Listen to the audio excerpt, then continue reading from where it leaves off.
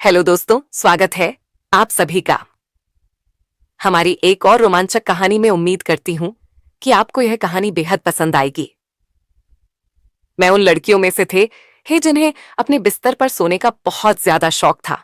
शायद इसकी वजह यह थी कि मैं अपने भाई बहनों में सबसे छोटी थी और हमेशा अपनी मां के पास होती थी। भले ही मैं छोटी थी, लेकिन जब सब सो जाते और कमरे की रोशनी बंद हो जाती, तब भी अगर माँ पापा को बुलाकर अपने पास आने को कहती तो मेरी आंखें खुल जाती थीं।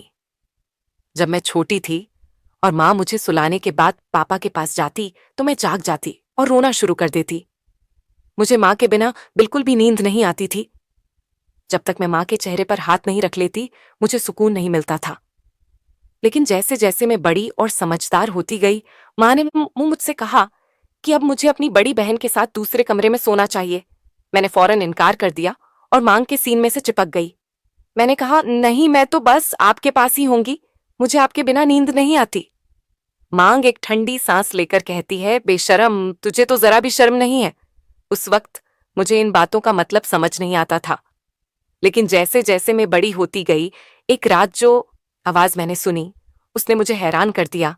उस रात मैं अचानक जाग गई और जब माँ मुझे सुलाकर पापा के बिस्तर पर गई तो मैंने कुछ अनजानी आवाजें सुनी।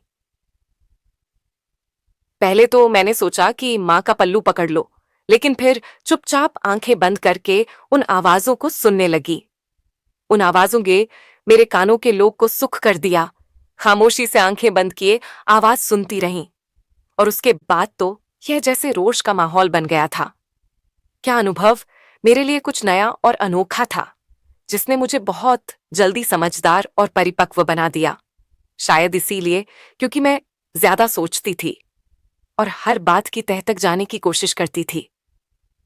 मुझे भी धीरे धीरे शर्म महसूस होने लगी थी, इसीलिए मैंने खुद ही उस कमरे में सोना शुरू कर दिया जहां मेरी बहनें सोती थीं।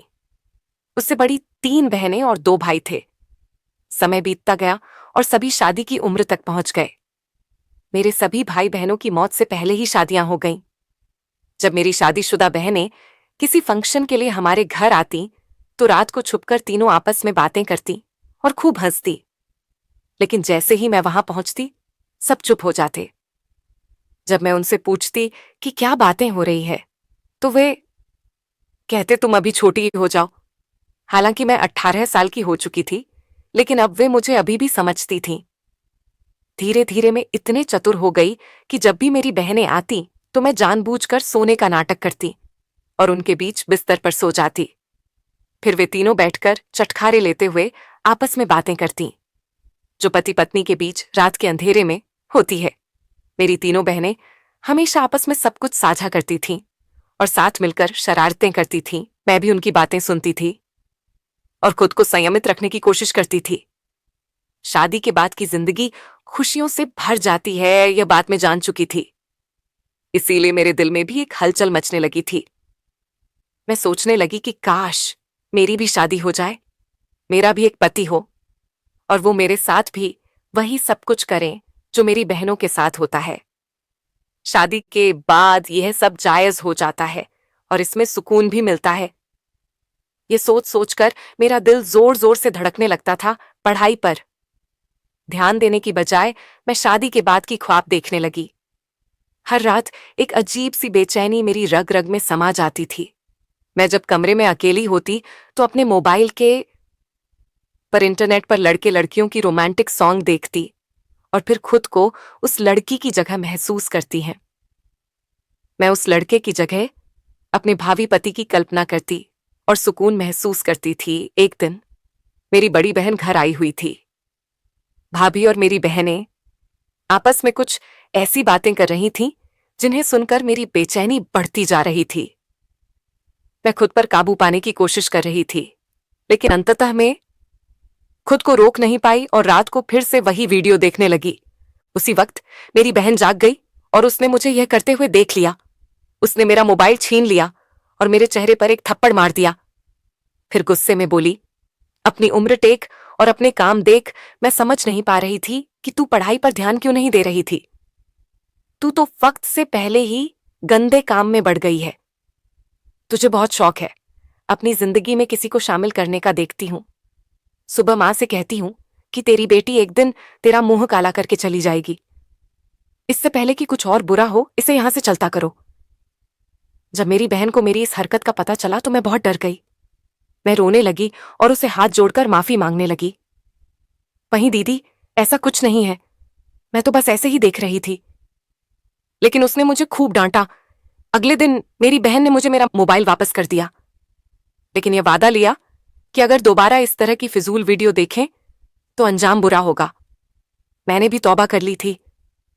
पर जब मैं कॉलेज जाती और अपनी सहेलियों को उनके बॉयफ्रेंड के साथ गंदी बातें करते हुए सुनती, तो फिर से मेरे अंदर वही भावनाएं जागने लगती। 18 साल की थी जब मेरी बहन ने एक बार फिर मुझे मोबाइल पर वही वीडियो देखते हुए देख लिया। वह कहने लगी, तो उसे मना किया था ना, फिर भी नहीं हिमानी लगता है। तेरी जवानी कुछ ज्यादा ही जोश दिखा रही है। सलमा को बताती हूं। मुझसे रहा नहीं गया तो मैंने गुस्से में कह दिया, हम खुद तुम लोग शादी करके अपनी जिंदगी एंजॉय कर रहे हो और मुझे एक वीडियो भी नहीं देखने दे दी। इससे अच्छा तो मां से कह दो कि मेरी भी शादी समारोह में शादी लायक हो चुकी हो। घर के काम भी अच्छे से कर लेती हूं और पढ़ाई लिखाई में मेरी पैसे भी कोई खास दिलचस्पी नहीं है। जब भी मैं कुछ कहती हूं, लोग मेरी मां बनकर मुझे डांटने पर तुले रहते हैं। मेरी बहन ने मुझे थप्पड़ मारा और कहा, क्या जमाना आ गया है, जाओगी तब सीधी हो जाओगी। ससुराल में सिर्फ पति ही नहीं होता बल्कि ढेर सारी जिम्मेदारियां भी होती हैं। हम तो ससुराल की थकान लेकर मायके में आकर चैन की सांस लेते थे। रात को पति का मुंह देखना पड़ता है, गुस्सा सहना पड़ता है और सुबह से ननद देवरानी और जेठानी दिमाग खराब करती है। महंगाई और बिजली के बिल वैसे ही सदर देने के लिए तैयार रहते हैं। तुम्हें शादी आसान लगती है, लेकिन असल में ऐसा नहीं है। मेरी बहन ने मुझे बहुत समझाया, लेकिन मैं कहां समझने को तैयार थी। मेरे लिए भी रिश्ता देखा जाने लगा। सबसे पहले जो रिश्ता आया वो मेरी भाभी के खानदान का था। मेरी भाभी तो वैसे भी मुझे कुछ खास नहीं समझती थी और मुझे उस घर से निकालने के चक्कर में थी। जब लड़के की तस्वीर दिखाई गई तो वह बहुत खूबसूरत था। उसे देखकर मेरे दिल की धड़कन तेज हो गई। उसके साथ शादी के बाद का ख्याल आते ही फिर एक अजीब सी खुशी दौड़ने लगी। हमारे घर वाले सादगी पसंद थे, इसलिए हमारी शादी भी सादगी से होने वाली थी। शादी की तैयारियां शुरू हो गईं और फिर वह दिन आ गया जब मैं मेहंदी की दुल्हन बनकर बैठी थी। खानदान की सारी औरतें आकर मेहंदी की रस्म निभा रही थीं। भले ही गंभीरता से बैठी थी, लेकिन अंदर से मेरे मन में खुशी की लहर दौड़ रही थी। अगले दिन मैं अपने पति के पास पहुंचने वाली थी और इस ख्याल से ही मेरे अंदर हलचल मच रही थी। पहले अनगिनत सपने सजाकर रात बिताई। अगले दिन मेरे दिल में एक अजीब सी खलबली थी, लेकिन माइकल को छोड़ने का दुख भी था। जब मैं तैयार होने के लिए ब्यूटी पार्लर जा रही थी तो एक बार मुड़कर अपने उस घर को देखा जिसे छोड़कर मुझे जाना था। आज मैं उस घर को हमेशा के लिए छोड़ने वाली थी। बस बात जब मैं इस घर में वापस आती तो एक मेहमान के रूप में आज घर में मेरा आखिरी दिन था। ये सोचकर मेरी आंखों में आंसू आ गए। फिर मैं दुल्हन बनकर शादी हॉल के लिए रवाना हो गई। शादी हो चुकी थी और मैं दुल्हन के रूप में सबसे ज्यादा खूबसूरत लग रही थी। मेरा दूल्हा भी कुछ कम नहीं लग रहा था। लोग हमारी जोड़ी की तुलना चांद तारों से कर रहे थे। शादी के बाद विदाई का समय आ गया और मैं अपने ससुराल आ गई। मेरी सास बेहद खुशमिजाज और आजाद सोच रखने वाली औरत थी।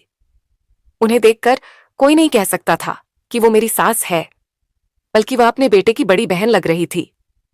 उनका व्यवहार ऐसा था कि मुझे भी खुशी थी कि शादी के बाद हम दोनों सास बहू नहीं बल्कि मां बेटी बनकर रहेंगे। जब मैं रुखसत होकर अपने ससुराल पहुंची तो मेरी सास में साड़ी पहनी हुई थी और बाल खुले हुए थे।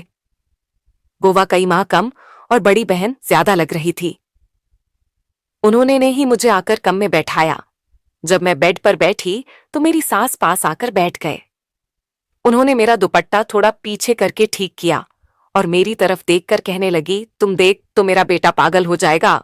तुम बहुत खूबसूरत हो और अपने पति को सही तरह से संभाल लूंगी। यह सुनकर मैं शर्मलाल हो गई। मैंने कभी सोचा भी नहीं था कि मेरी सास इस तरह की बातें कर सकती है। मैं मुस्कुराई तो वो कहने लगी, अरे बहू, मुझे बाकी सास जैसा मत समझो। मैं तुम्हारी दोस्त बनकर रहेंगे। तुम मुझसे बिना झिझक कुछ भी शेयर कर सकती हो। उनकी बातें सुनकर मेरा मन हल्का हो गया और मुझे यकीन हो गया कि हमारा रिश्ता सास बहू से बढ़कर दोषी का होगा। अगर सुहागरात को लेकर मुझसे कुछ पूछना चाहती हो या कोई मसला है तो बताओ, फिक्र की कोई जरूरत नहीं है। मैं तो पहले ही शर्म से पानी पानी हो चुकी थी। मैंने सोचा था कि मेरे पति बहुत रोमांटिक होंगे और मेरी सारी इच्छाएं पूरी करेंगे, लेकिन मेरी सास ने सोने पर सुहागा कर दिया। मैंने उन्हें मना किया कि ऐसी कोई बात नहीं है, मुझे कुछ नहीं पूछना। फिर भी वो मेरे पास बैठ गई और वह धीरे से कानों में बताने लगी कि पहली रात को लड़कों को कैसे खुश किया जाता है। मैं अपने चेहरे पर हया की लाली से जाए उनकी बातें सुनती रही। कुछ देर बाद जब सासू मां कमरे से बाहर गई तो मैंने बाहर से आवाज सुनी। सास अपने बेटे से कह रही थी, बेटा, मेरी बहू को ज्यादा तंग मत करना। अगर मुझसे शिकायत मिली तो मैं अपनी बहू को 1 महीने तक अपने पास बुला लूंगी। इस पर मेरे पति चुप थे। जब एक कमरे में आए तो मैं फौरन सिर झुकाकर बैठ गई। मेरे पति मेरे सामने आकर बैठे और जैसे ही उन्होंने मेरा घूंघट उठाया तो मेरे होश में की तारीफ करने लगे। उनकी तारीफ सुनकर मैं शर्म से मुस्कुराती रही। फिर उन्होंने मेरा हाथ पकड़ सोने की अंगूठी मेरी उंगली में पहना दी और हाथ सहलाने लगे। मेरे भी जज्बा पर होने लगे। आखिर वो रात आ ही गई थी जिसका मैं कब से इंतजार कर रही थी। शायद ही कोई लड़की मुझसे ज्यादा सुहाग रात के लिए बेताब हुई होगी। लेकिन जैसे ही मेरे पति मेरे करीब आए, उनके फोन पर कॉल आ गई कि कौन था जो हमारी रात में खलल डाल रहा था। मेरे पति उस कॉल को देखकर गंभीर हो गए। वह फोन कॉल से लगाकर बालकनी में चले गए और काफी देर तक बातें करते रहे। मुझे समझ नहीं आ रहा था कि वे किससे बात कर रहे हैं। मेरे मन में अजीब अजीब ख्याल आने आगे। मैं उठकर उनके पीछे गई, लेकिन तब तक वे फोन बंद कर चुके थे। मेरा पति काफी परेशान नजर आ रहा था। मैंने पूछा, क्या हुआ, सब ठीक तो है ना? उन्होंने कहा, बॉस ने मुझे एजेंट के तौर पर दिल्ली जाने को कहा है। सुबह सवेरे एक बहुत जरूरी मीटिंग थी जिसके सारे दस्तावेज मेरे पास थे। ये प्रोजेक्ट भी मैंने ही तैयार किया था। वैसे तो ये मीटिंग 1 हफ्ते बाद होने वाली थी, लेकिन जिस स्तर के साथ मीटिंग थी, उन्हें रात में ही हर हाल में मुंबई पहुंचना था। इसीलिए मुझे दिल्ली के लिए निकलना पड़ेगा ताकि सुबह की मीटिंग में समय पर पहुंच सकूं। मेरे सारे अरमानों पर पानी फिर चुका था। फिर सभी जाग चुके थे। सास तो पहले से ही तैयार थी और ससुर ने भी ढीला ढाला सा लिबास पहन रखा था। वैसे यह मानने वाली बात थी कि दोनों अपने जवान बेटे के माता पिता होने के बावजूद खुद भी बिल्कुल जवान लगते थे। मेरी सास जो न जाने सुबह शाम सुख गुलाब खाती थी, उनके चेहरे की चमक देखकर मुझे लगता था कि मानो वो किसी रानी के समान हो। जब मेरे पति ने उन्हें बताया कि उन्हें इमरजेंसी में जाना पड़ेगा, तो दोनों ही चिंतित हो गए। वे कहने लगे, मत जाओ, तुम्हारी बीवी क्या सोचेगी? आज तुम्हारी शादी की पहली रात है, खास रात है, मत जाओ। लेकिन मेरे पति ने कहा कि नौकरी चली जाएगी। उस रात का क्या है, हमने तो पूरी जिंदगी एक साथ गुजारनी है। मेरे पति जैसे तैसे समझा कर वहां से चले गए और मैं बस मुंह देखती रह गई। मैंने उनके सामान पैक करने में मदद की थी। जब वह एयरपोर्ट के लिए निकल चुके थे तो ससुर उन्हें छोड़ने गए सास मेरे पास आकर बैठ गई और बार बार माफी मांगने लगी। लेकिन मैंने कहा, कोई बात नहीं, हो जाता है। जब ससुरा लौट कर आए तो दोनों अपने कमरे में चले गए और मैं कपड़े बदले कर बिस्तर पर सोने के लिए ले गई। अंदर से मैं बहुत बेचैन थी और सोच रही थी कि अभी 2 दिन कैसे काटोगे। खैर, जहां इतने साल निकाले हैं, है वहां से 2 दिन भी निकाल दूंगी। उस रात में सो गए। सुबह कुछ मेहमान मेरे मुंह दिखाई के लिए आए थे। हर कोई पूछ रहा था, तुम्हारा पति कहाँ है? दूल्हे के बिना तो दुल्हन अधूरी होती है। इस तरह की बातें सुनकर मैं शर्म से लाल हो रही थी। फिर मेरे मायके से मेरी बहनें और भाभियों आई। मेरी बहनें शरारत से पूछने लगे, पता कल रात क्या हुआ? कुछ हुआ भी या उससे पहले ही तुम्हारा पति चला गया? मैंने गहरी सांस लेकर अपने आप को संभाल लिया। मेरी बड़ी बहन मेरे पास आई और ताली बजाकर जोर से हंसी। उसने कहा, जैसे को तैसा, जितनी बेटा भी तुम्हें थी। देखो तुम्हारे साथ क्या हुआ। मेरा तो बस नहीं चल रहा था, वरना अभी तुम्हारा गला दबा देती। फिलहाल 2 दिन बाद मेरे पति को वापस आना था। मुझे लगा कि 2 दिन पलक झपकते ही गुजर जाएंगे। मैं अपनी सास के साथ काफी घुल मिल गई थी। उनके चेहरे पर इतनी चमक थी कि कई कुंवारी लड़कियां भी ऐसी चमक के लिए तरसती थे। लेकिन मेरे पति मुझसे और दूर होते जा रहे थे। अब वह कहने लगे कि 2 हफ्ते बाद आएंगे, जबकि मैं यहां सास ससुर की खूब सेवा कर रही थी। उस दिन जब मेरी सास ने हमारे लिए चाय बनाई और लिविंग रूम में लाई, तो मैं उनके पास ही बैठ गई। मैंने उनके चेहरे की ओर देखा और कहा, अरे मम्मी जी, आप ऐसा क्या खाती हैं? आपको देखकर बिल्कुल भी नहीं लगता कि आप एक जवान बेटे की मान हैं। इतनी चमक तो आजकल की कुंवारी लड़कियों में भी नहीं होती। मेरी बात सुनकर सास हंसते हुए बोली, अरे पगली, तेरे ससुर उसे इतनी मोहब्बत करते हैं। इस उम्र में भी पूरी रात मुझे सुकून और खुशी देते हैं। जब और थे, इन चीजों के लिए तरसती है। मेरे पास सब कुछ है, फिर क्यों ना मैं किसी जवान लड़की की तरह चमकती रहूं। सारस की बात सुनकर मैं शर्म से लाल हो गई। उस रात मैं बेचैन होकर सोने की कोशिश करती रही, लेकिन आधी रात को बेचैनी इतनी बढ़ गई कि पसीने से भीग गई और गला सूख गया। मैंने देखा कि पानी का गिलास खाली था, इसलिए मैं किचन की ओर चल पड़ी। लेकिन तभी मुझे सास ससुर के कमरे से अर्जी वापस सुनाई देने लगी कि आवाजें सुनकर मैं खुद को रोक नहीं पाए और उनके कमरे की तरफ बढ़ गई।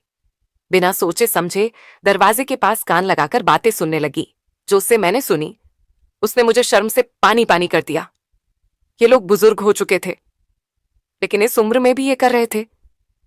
मेरी सास उनसे कह रही थी, मेरी उम्र का लिहाज करो, घर में जवान बहू है। लेकिन जो जवाब मेरे ससुर ने दिया, उसे सुनकर मेरे पैरों तले जमीन ही खिसक गई। मैं बिना पानी पिए ही वापस कमरे में जा चुकी थी। काफी देर तक सोचती रही कि क्या जो मैंने सुना वो सच था कि हमें गलत फहमी थी। मेरा ससुर अपनी बीवी से कह रहा था, अरे तो क्या हो गया, वह कौन सी दूध पीती बच्ची है, वह भी तो हमारे बेटे के साथ कि सब करने के लिए ही आई है। यह अलग बात है, बेचारी अब तक ठंडी पड़ी है। यह सुनकर मेरे होश उड़ गए थे। मैं कभी सोच भी नहीं सकती थी कि एक ससुर अपनी बहू को लेकर इस तरह की बातें कर सकता है। सुबह जब सास ससुर कमरे से बाहर आए, तो मैं उनसे नजरें मिलाने की हिम्मत नहीं कर पा रही थी। मुझे ससुर से अजीब सा डर महसूस हो रहा था, क्योंकि अब मैं उनकी नजरों का इशारा समझ चुकी थी। वह मुझ सर से पैर तक अजीब निगाहों से घूर रहे थे। जब मैंने पति से बात करने की कोशिश की, तो उन्होंने यही कहा, मैं बिजी हूं, बहुत काम है, वापस आने में समय लगेगा। एक दिन सास का ब्लड प्रेशर बढ़ गया। वो कहने लगी, बहुत किचन में दबा रखी है, सारा दूध में घोलकर दे दे, उससे मुझे सुकून मिलेगा। मैंने तो दूध का गिलास निकाला और उनके ब्लड प्रेशर की दवा में डालने के बजाय उसमें नींद की दवा में मिला दी, जिससे पीकर मेरी सांस टकराने लगी और मैं उन्हें कमरे में लेटा आई। घबराहट हो रही थी कि कहीं कुछ गलत न हो जाए। उसी वक्त मेरे पति का मेरी सास के फोन पर कॉल आया। उन्होंने कभी मुझे कॉल नहीं किया था। ने फोन उठाया और जैसे ही काम से लगाया, पति ने कहा, सुनो, अपनी बहू को बता दो कि मैं वापस नहीं आने वाला। मैंने यहां किसी और लड़की से चक्कर चला लिया है और वह मेरे बच्चे की मां बनने वाली है। सुहागरात को भी उसी ने मुझे फोन करके दिल्ली बुलाया था। वह अमीर बाप की बेटी है और कह रही है कि अगर मैंने उससे शादी नहीं की तो मुझ पर केस कर देगी। यहां की पुलिस तो आप जानते हैं कितनी सख्त है।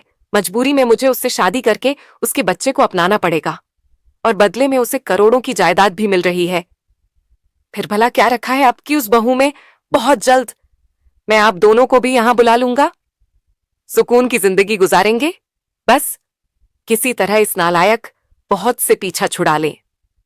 ये सुनते ही मेरे पैरों तले जमीन खिसक गई। सारे सपने मिट्टी में मिल चुके थे। मैं अपनी सास को उस हालत में छोड़कर घर लौट आई रो रो कर। मैंने अपने माता पिता और भाइयों को सब कुछ बताया। वे तुरंत मेरे ससुराल पहुंचे और जमकर बहस हुई। मेरी सास ससुर ने यहां तक कह दिया कि एक बार जायदाद हमारे के नाम हो जाए, फिर हम उसे भी छोड़ देंगे और रिया ही हमारी बहू रहेगी। लेकिन मेरे पिता ने साफ मना कर दिया। कुछ सालों बाद अदालत में केस चला और मेरा अपने पति से तलाक हो गया। कम उम्र में ही मैंने ये सब झेला। मेरी बहन सही कहती थी कि शादी के बाद बहुत कुछ ऐसा होता है जो एक लड़की की जिंदगी को पूरी तरह बदल देता है। जो मैं कभी हंसमुख, चुलबुली और भावुक हुआ करती थी, खामोश रहने लगी थी। अब मेरी उम्र 25 साल हो चुकी है। मेरे लिए कई रिश्ते आते हैं, लेकिन मदों पर से मेरा भरोसा पूरी तरह से उठ गया है। शादी का नाम सुनते ही मेरा दिल डर से कांप उठता है। आपको क्या लगता है, क्या मुझे शादी कर लेनी चाहिए, या सभी मर्द ऐसे नहीं हुआते हैं? अगर मुझे फिर से धोखा मिला तो दोस्तों ये थी मेरी कहानी। दोस्तों, मैं आप लोगों को दिल से धन्यवाद करती हूँ। आते हैं, अगर मुझे फिर से धोखा मिला